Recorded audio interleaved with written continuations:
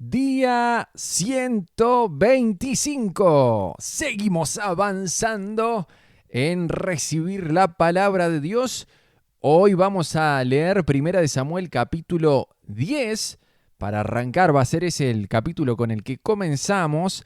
Y quiero leerte el final de 1 de Samuel capítulo 9, que lo último que habíamos visto es que Samuel dijo a Saúl: «Quédate aquí, porque he recibido un mensaje especial para ti de parte de Dios». Así que vamos a ver, después de esas palabras de Samuel, cómo comienza este día 125 con 1 de Samuel capítulo 10, que dice así: «Entonces Samuel tomó un frasco de aceite de oliva y lo derramó sobre la cabeza de Saúl. Besó a Saúl y dijo: «Hago esto porque el Señor te ha designado para que gobiernes a Israel, su posesión más preciada. Cuando me dejes hoy, verás a 2 hombres junto a la tumba de Raquel en Celsa, en los límites del territorio de Benjamín. Ellos te dirán que los burros fueron encontrados y que tu padre dejó de preocuparse por ellos, pero que ahora está preocupado por ti. Está preguntando: ¿han visto a mi hijo?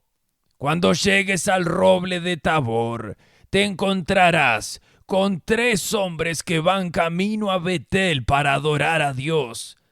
Uno te llevará 3 cabritos, otro tendrá 3 panes y el tercero un odre lleno de vino. Los 3 hombres te saludarán y te ofrecerán 2 panes, los cuales debes aceptar. Cuando llegues a Gibeá de Dios, donde está la guarnición de los filisteos, encontrarás a un grupo de profetas que desciende del lugar de adoración. Estarán tocando un arpa, una pandereta, una flauta y una lira, y estarán profetizando. En ese momento, el Espíritu del Señor vendrá poderosamente sobre ti, y profetizarás con ellos. Serás transformado en una persona diferente. Después de que sucedan estas señales, haz lo que deba hacerse, porque Dios está contigo. Luego desciende a Gilgal delante de mí. Allí me encontraré contigo para sacrificar ofrendas quemadas y ofrendas de paz. Deberás esperar 7 días hasta que yo llegue y te dé más instrucciones». Mientras Saúl se daba vuelta para irse, Dios le dio un nuevo corazón y todas las señales de Samuel se cumplieron en ese día. Cuando Saúl y sus siervos llegaron a Gibeá, vieron a un grupo de profetas que se les acercaba. Entonces el Espíritu de Dios vino poderosamente sobre Saúl y él también comenzó a profetizar. Cuando los que conocían a Saúl se enteraron de lo sucedido, exclamaron: ¿Qué? ¿Hasta Saúl es profeta? ¿Cómo se convirtió el hijo de Cis en profeta? Además, uno de los que estaban allí dijo: «¿Cualquiera puede convertirse en profeta sin importar quién sea su padre?». Este es el origen del dicho: «¿Hasta Saúl es profeta?». Cuando Saúl terminó de profetizar, subió al lugar de adoración. «¿Dónde han estado?», les preguntó el tío de Saúl a él y a su siervo. «Estábamos buscando a los burros», le respondió Saúl, «pero no pudimos encontrarlos. Así que acudimos a Samuel para preguntarle dónde estaban». «Ah, ¿y qué dijo?», le preguntó su tío. «Nos dijo que ya habían encontrado a los burros», contestó Saúl. Pero Saúl no le contó a su tío lo que Samuel había dicho acerca del reino. Después Samuel convocó a todo el pueblo de Israel para que se reuniera delante del Señor en Mizpa y dijo: «Esto es lo que el Señor, Dios de Israel, ha declarado. Los saqué de Egipto, los rescaté de los egipcios y de todas las naciones que los oprimían. Pero, aunque los rescaté de su miseria y aflicción, hoy han rechazado a su Dios y han dicho: no, en lugar de Dios queremos un rey. Por lo tanto, preséntense ahora delante del Señor por tribus y clanes». Entonces Samuel reunió a todas las tribus de Israel delante del Señor, y por sorteo se eligió a la tribu de Benjamín. Después llevó a cada familia de la tribu de Benjamín delante del Señor y se eligió a la familia de los Matri.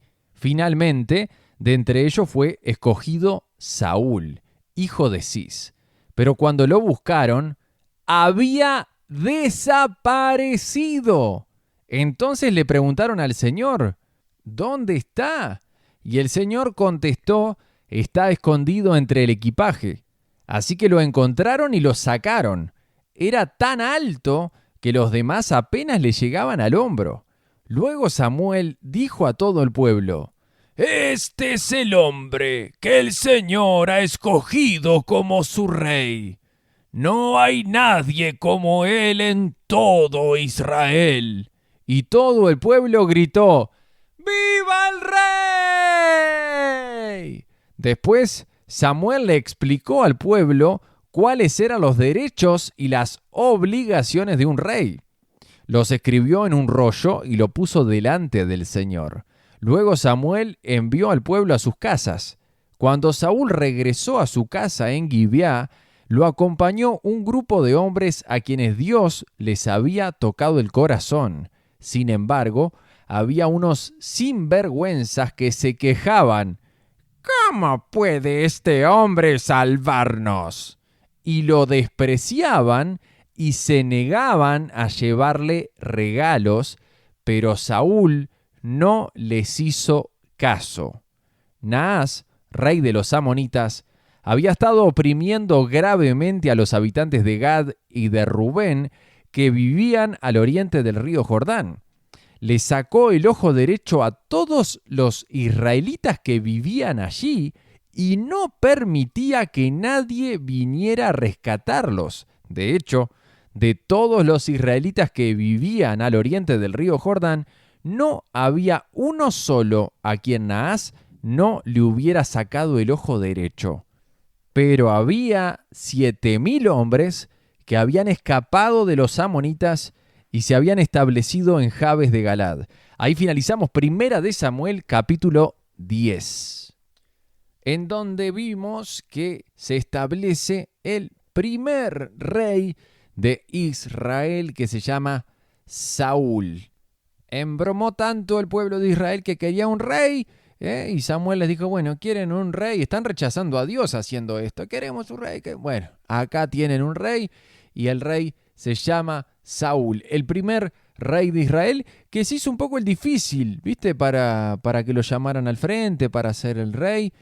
Se hizo un poco el difícil para entrar, pero no se va a hacer muy el difícil para salir. Va a ser complicado, que salga después en el reinado Saúl y pase a ser el siguiente rey, como vamos a ver más adelante. No te voy a decir el nombre ahora, lo vamos a ver más adelante. Vamos a arrancar ahora con Primera de Samuel capítulo 11, que dice así: Como un mes después, el rey Naas de Amón dirigió a su ejército contra la ciudad israelita llamada Jabes de Galad, pero los habitantes de Jabes pidieron paz.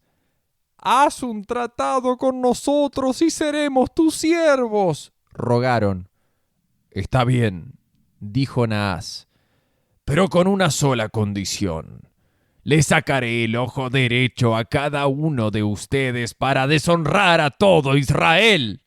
Danos 7 días para enviar mensajeros por todo Israel», respondieron los ancianos de Jabes. «Si nadie viene a salvarnos, aceptaremos tus condiciones». Cuando los mensajeros llegaron a Gibeá de Saúl y le contaron al pueblo acerca de su aprieto, todos se echaron a llorar. Saúl había estado arando un campo con sus bueyes y cuando regresó a la ciudad preguntó: ¿qué les pasa? ¿Por qué están llorando? Así que le contaron del mensaje de Jabes. Entonces el Espíritu de Dios vino con poder sobre Saúl y se enojó mucho. Así que tomó 2 bueyes, los cortó en pedazos y envió mensajeros para que los llevaran por todo Israel con el siguiente mensaje: esto es lo que le pasará a los bueyes del que se niegue a seguir a Saúl y a Samuel a la batalla. Entonces el Señor hizo que la gente tuviera miedo del enojo de Saúl, por lo tanto, todos salieron a la guerra como un solo hombre. Cuando Saúl los movilizó en Besec, se dio cuenta de que había 300.000 hombres de Israel y 30.000 de Judá. Entonces Saúl envió a los mensajeros de regreso a Jabes de Galaad para decir: los rescataremos mañana antes del mediodía. Cuando llegó el mensaje, hubo gran alegría en toda la ciudad. Así que los hombres de Jabes dijeron a sus enemigos: mañana iremos a ustedes y podrán hacer con nosotros lo que quieran. Pero a la mañana siguiente, antes del amanecer, Saúl llegó con su ejército dividido en 3 destacamentos. Entonces atacó por sorpresa a los amonitas y los masacró durante toda la mañana. El resto del ejército amonita quedó tan disperso que no había 2 de ellos juntos. Entonces la gente clamó a Samuel: ahora, ¿dónde están esos hombres que decían: ¿por qué debe Saúl gobernarnos? ¡Tráiganlos aquí y los mataremos! Pero Saúl respondió: nadie será ejecutado hoy, porque este día el Señor rescató a Israel. Luego Samuel dijo a la gente: vengan, vamos todos a Gilgal para renovar el reino. Así que todos fueron a Gilgal, y en una ceremonia solemne delante del Señor proclamaron rey a Saúl. Después ofrecieron ofrendas de paz al Señor, y Saúl y todos los israelitas se llenaron de alegría. Ahí finalizamos 1 Samuel capítulo 11, y quiero marcar que el Espíritu de Dios vino con poder sobre Saúl y se enojó mucho. Saúl estaba arando el campo con los bueyes y dice que cuando escuchó lo que había pasado, cuando preguntó qué pasaba, por qué estaban llorando y le cuentan lo que había pasado, dice que ahí el Espíritu Santo vino con poder sobre Saúl. Se enojó mucho, dice que tomó los 2 bueyes, los cortó en pedazos, envió mensajeros por todo el pueblo diciendo: el que no se sume conmigo a la guerra le va a pasar esto a sus bueyes. ¿Qué podemos ver acá?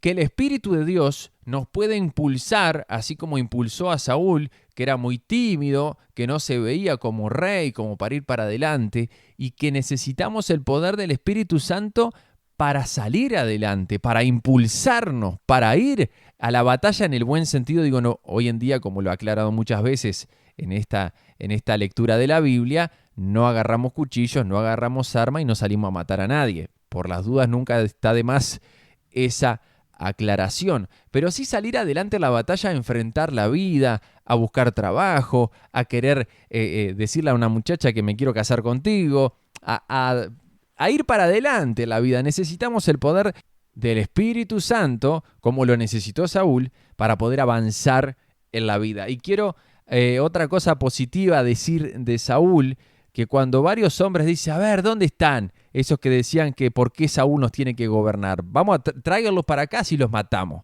Me gusta mucho la respuesta de Saúl, que dijo: nadie será ejecutado hoy, porque este día el Señor rescató a Israel. O sea, no se centren en mí, si me ofendieron a mí, si estar defendiendo mi honor. No. Vamos a enfocarnos en exaltar a Dios, en alegrarnos en Dios, porque Él es quien nos dio la victoria. Y quiero resaltar esta buena acción de Saúl, porque más adelante le voy a dar bastante palo a Saúl, así que ahora vamos a darle para adelante a las cosas buenas que hizo, porque no todo es blanco y negro, tuvo cosas buenas, así que hay que resaltarlas, como en este caso, Saúl exaltó a Dios y dice que todos los israelitas se llenaron de alegría por esta victoria que Dios les había dado. Y nos vamos ahora rapidito para el Nuevo Testamento, para Romanos capítulo 8, que muchos dicen es el capítulo más importante de la Biblia, o al menos uno de los más importantes. Te lo voy a leer. Decime tu opinión, a ver qué te parece. Romanos capítulo 8. Arranca y dice así en voz del apóstol Pablo. Por lo tanto, ya no hay condenación para los que pertenecen a Cristo Jesús. Y porque ustedes pertenecen a Él, el poder del Espíritu que da vida los ha libertado del poder del pecado que lleva a la muerte. La ley de Moisés no podía salvarnos, porque nuestra naturaleza pecaminosa es débil. Así que Dios hizo lo que la ley no podía hacer. Él envió a su propio Hijo en un cuerpo como el que nosotros los pecadores tenemos, y en ese cuerpo, mediante la entrega de su Hijo, como sacrificio por nuestros pecados, Dios declaró el fin del dominio que el pecado tenía sobre nosotros. Lo hizo para que se cumpliera totalmente la exigencia justa de la ley a favor de nosotros, que ya no seguimos a nuestra naturaleza pecaminosa, sino que seguimos al Espíritu. Los que están dominados por la naturaleza pecaminosa piensan en cosas pecaminosas, pero los que son controlados por el Espíritu Santo piensan en las cosas que agradan al Espíritu. Por lo tanto, permitir que la naturaleza pecaminosa les controle la mente lleva a la muerte, pero permitir que el Espíritu les controle la mente lleva a la vida y a la paz. Pues la naturaleza pecaminosa es enemiga de Dios siempre. Nunca obedeció las leyes de Dios y jamás lo hará. Por eso, los que todavía viven bajo el dominio de la naturaleza pecaminosa nunca pueden agradar a Dios. Pero ustedes no están dominados por su naturaleza pecaminosa. Son controlados por el Espíritu, si el Espíritu de Dios vive en ustedes. Y recuerden que los que no tienen al Espíritu de Cristo en ellos, de ninguna manera pertenecen a Él. Y Cristo vive en ustedes. Entonces, aunque el cuerpo morirá por causa del pecado, el Espíritu les da vida, porque ustedes ya fueron hechos justos a los ojos de Dios. El Espíritu de Dios, quien levantó a Jesús de los muertos, vive en ustedes. Y así como Dios levantó a Cristo Jesús de los muertos, Él dará vida a sus cuerpos mortales mediante el mismo Espíritu, quien vive en ustedes. Por lo tanto, amados hermanos, no estén obligados a hacer lo que su naturaleza pecaminosa los incita a hacer, pues si viven obedeciéndola, morirán. Pero si mediante el poder del Espíritu hacen morir las acciones de la naturaleza pecaminosa, vivirán. Pues todos los que son guiados por el Espíritu de Dios son hijos de Dios. Y ustedes no han recibido un espíritu que los esclavice al miedo. En cambio, recibieron el Espíritu de Dios cuando Él los adoptó como sus propios hijos. Ahora los llamamos Abba Padre. Y quiero hacer un pequeño paréntesis acá, donde dice Abba Padre. Esa palabra Abba es una palabra aramea que significa padre o papá. Entonces nosotros ahora podemos decirle papá a nuestro Dios. Qué hermoso, ¿no? Sigo en el versículo 16. Pues su espíritu se une a nuestro espíritu para confirmar que somos hijos de Dios. Así que como somos sus hijos, también somos sus herederos. De hecho, somos herederos junto con Cristo de la gloria de Dios. Pero si vamos a participar de su gloria, también debemos participar de su sufrimiento. Sin embargo, lo que ahora sufrimos no es nada comparado con la gloria que Él nos revelará más adelante, pues toda la creación espera con anhelo el día futuro en que Dios revelará quiénes son verdaderamente sus hijos.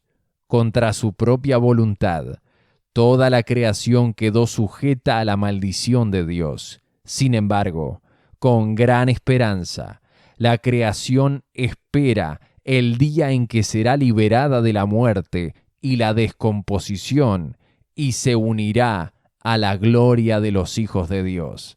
Pues sabemos que, hasta el día de hoy, toda la creación gime de angustia, como si tuviera dolores de parto. Y los creyentes también gemimos, aunque tenemos al Espíritu Santo en nosotros como una muestra anticipada de la gloria futura, porque anhelamos que nuestro cuerpo sea liberado del pecado y el sufrimiento.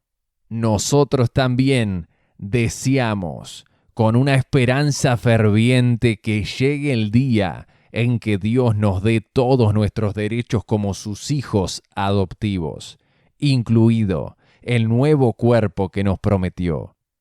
Recibimos esa esperanza cuando fuimos salvos. Si uno ya tiene algo, no necesita esperarlo. Pero si deseamos algo que todavía no tenemos, debemos esperar con paciencia y confianza. Además, el Espíritu Santo nos ayuda en nuestra debilidad. Por ejemplo, nosotros no sabemos qué quiere Dios que le pidamos en oración, pero el Espíritu Santo ora por nosotros con gemidos que no pueden expresarse con palabras. Y el Padre, quien conoce cada corazón, sabe lo que el Espíritu dice, porque el Espíritu intercede por nosotros, los creyentes, en armonía con la voluntad de Dios. Y sabemos que Dios hace que todas las cosas cooperen para el bien de quienes lo aman y son llamados según el propósito que Él tiene para ellos. Pues Dios conoció a los suyos de antemano y los eligió para que llegaran a ser como su Hijo, a fin de que su Hijo fuera el hijo mayor entre muchos hermanos. Después de haberlos elegido, Dios los llamó para que se acercaran a Él, y una vez que los llamó, los puso en la relación correcta con Él, y luego de ponerlos en la relación correcta con Él, les dio su gloria. ¿Qué podemos decir acerca de cosas tan maravillosas como estas? Si Dios está a favor de nosotros, ¿quién podrá ponerse en nuestra contra? Si Dios no se guardó ni a su propio Hijo, sino que lo entregó por todos nosotros, ¿no nos dará también todo lo demás? ¿Quién se atreve a acusarnos a nosotros, a quienes Dios ha elegido para sí? Nadie, porque Dios mismo nos puso en la relación correcta con Él. Entonces, ¿quién nos condenará? Nadie, porque Cristo Jesús murió por nosotros y resucitó por nosotros, y está sentado en el lugar de honor a la derecha de Dios, e intercede por nosotros. ¿Acaso hay algo que pueda separarnos del amor de Cristo? ¿Será que Él ya no nos ama si tenemos problemas o aflicciones, si somos perseguidos o pasamos hambre, o estamos en la miseria, o en peligro, o bajo amenaza de muerte? Como dicen las Escrituras, por tu causa nos matan cada día, nos tratan como a ovejas en el matadero. Claro que no. A pesar de todas estas cosas, nuestra victoria es absoluta por medio de Cristo, quién nos amó. Y estoy convencido de que nada podrá jamás separarnos del amor de Dios. Ni la muerte, ni la vida, ni ángeles, ni demonios, ni nuestros temores de hoy, ni nuestras preocupaciones de mañana. Ni siquiera los poderes del infierno pueden separarnos del amor de Dios. Ningún poder en las alturas, ni en las profundidades. De hecho, nada en toda la creación podrá jamás separarnos del amor de Dios que está revelado en Cristo Jesús, nuestro Señor. Ahí finalizamos Romanos capítulo 8. Es maravilloso este capítulo, te animo a que lo repases escuchándolo o leyéndolo porque tiene muchas partes increíbles que yo no me detuve en muchas partes porque si no me queda larguísimo el audio y la idea es que no quede tan largo, pero es hermoso, es maravilloso. Nada nos puede separar del amor de Dios. Quiero terminar con lo que decía al final. Nada. No hay ángeles, no hay demonios, no hay ninguna cosa creada. Nada te puede separar del amor de Dios que es en Cristo Jesús. Solo vos podés decidir alejarte de Dios y darle la espalda. Pero si has decidido seguirlo, ponerte en sus manos, confía, descansá que Él te cuida, que Él te protege y que sea su perfecto amor que eche fuera todo temor, toda preocupación, toda ansiedad en tu corazón y puedas descansar en su amor, en que Él te ama, en que Él te cuida y nadie va a poder romper esa relación entre vos y Jesús. Abrazo grande, que Dios te bendiga.